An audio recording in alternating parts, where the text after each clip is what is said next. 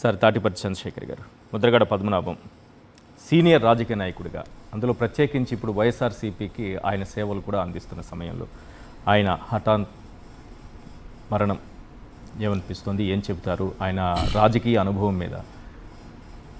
ఒక విషాదకరమైనటువంటి వార్త, తీరని లోటుగా కాపు సామాజిక వర్గానికి జరిగినటువంటి లోటుగానే ఈ యొక్క విషయాన్ని చూడాలి. ఆ రోజు రంగా గారి తర్వాత ఆ స్థాయిలో కాపుల్ని ఉత్తేజపరిచి ఒక ఉద్యమ నేతగా, అంటే రంగా గారి ఆ తర్వాత కాలంలో అలాంటి ఉద్యమాలు వచ్చినట్టు మనం ఈ యొక్క ముద్రగడ పద్మనాభం గారి తర్వాతే తెలిసింది మనకి. కాపుల కోసం ఎంత పోరాటం చేశారో, ఈరోజు కాపుల్లో అంత చైతన్యం, రాజకీయ చైతన్యం రావడానికి కూడా ఒక విధంగా ముద్రగడ పద్మనాభం గారు కారణమని కూడా చెప్పవచ్చు. యువకుల్లో కానీ, రాజకీయ నాయకుల్లో కానీ, రాజకీయ వేదికలపై కానీ ఈరోజు ఇంత చైతన్యం, రాజకీయ చైతన్యం రావడంలో ఖచ్చితంగా ముద్రగడ పద్మనాభం గారికి ఆ యొక్క ప్రత్యేక స్థానం ఉంటుంది. అదేవిధంగా ఇచ్చిన మాటని నిలబెట్టుకునే నేతగా, చెప్పిన మాటకి కట్టుబడి ఉండే నేతగా, వైఎస్ఆర్ కాంగ్రెస్ పార్టీకి అండగా, మరీ ముఖ్యంగా జగనన్నకి అండగా ఉన్నటువంటి నేతగా, తను అన్న మాట మీద నిలబడతాడు అని చెప్పడానికి తన పేరును కూడా మార్చుకున్నటువంటి ఒక ప్రత్యేకమైన శైలి కలిగినటువంటి వ్యక్తిగా పేరు మార్చుకోవడం నేను ఎప్పుడు చూడలేదు. ఏ రాజకీయ నాయకుడు నాకు తెలిసి ఇంతవరకు మార్చుకున్న చరిత్ర లేదు. అలాంటి నేత మన మధ్యలో లేకపోవడం అది ఖచ్చితంగా ఆంధ్ర రాష్ట్రానికి తీరని లోటు.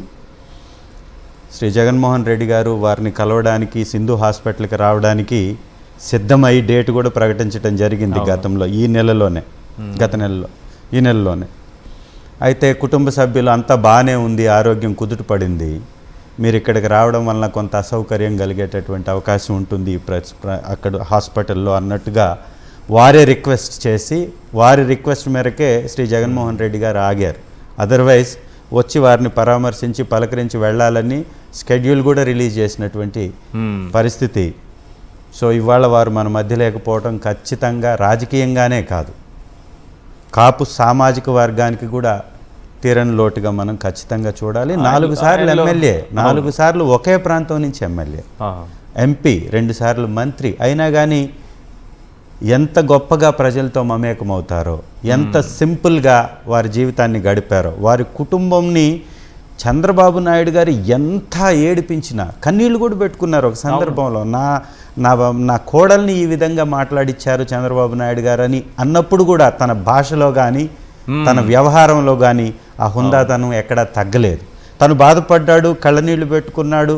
ప్రభుత్వం యొక్క వేధింపులకు గురైనా కూడా హుందాతనాన్ని కోల్పోకుండా ఒక హుందా రాజకీయానికి మారుపేరుగా తన యొక్క రాజకీయాన్ని కొనసాగించినటువంటి నేత ముద్రగడ పద్మనాభం. ఆయన పోరాట పటిమను ఎట్లా చెప్తారు?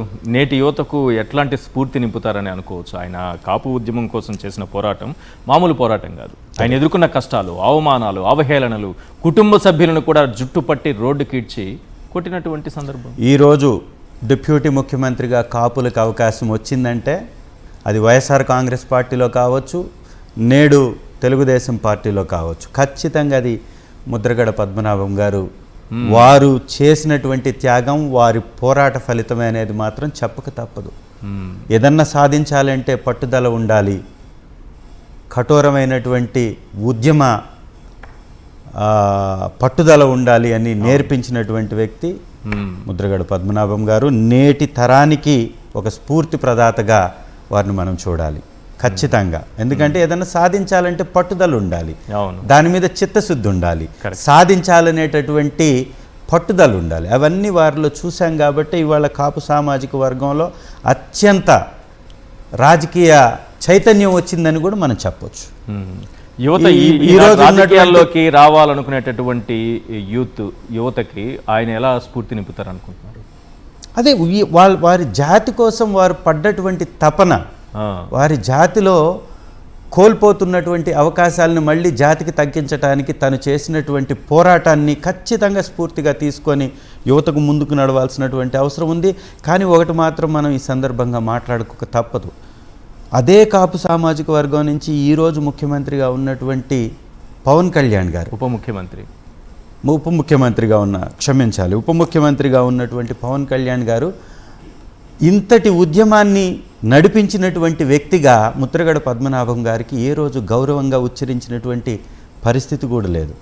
రాజకీయంగా వీరు తీసుకొచ్చినటువంటి పద్మనాభం గారు తీసుకొచ్చినటువంటి చైతన్యాన్ని ఉపయోగించుకొని ఇవాళ తను ముఖ్యమంత్రిగా ఉప ముఖ్యమంత్రిగా కొనసాగుతున్నా కూడా తన మీద జరిగినటువంటి దాడి విషయంలో కానీ, తన ఆరోగ్య నేపథ్యంలో కానీ, తన కుటుంబానికి జరిగినటువంటి నష్టం గురించి కానీ పల్లెత్తి మాట్లాడినటువంటి వ్యక్తిగా కూడా మనం పవన్ కళ్యాణ్ గారిని చూడాలి. అయినా అది అసందర్భం కాబట్టి ఇవాళ తనకు జరిగిన నష్టాన్ని గురించి మనం మాట్లాడుకుంటున్న నేపథ్యంలో అది కూడా మాట్లాడాల్సి వస్తుంది.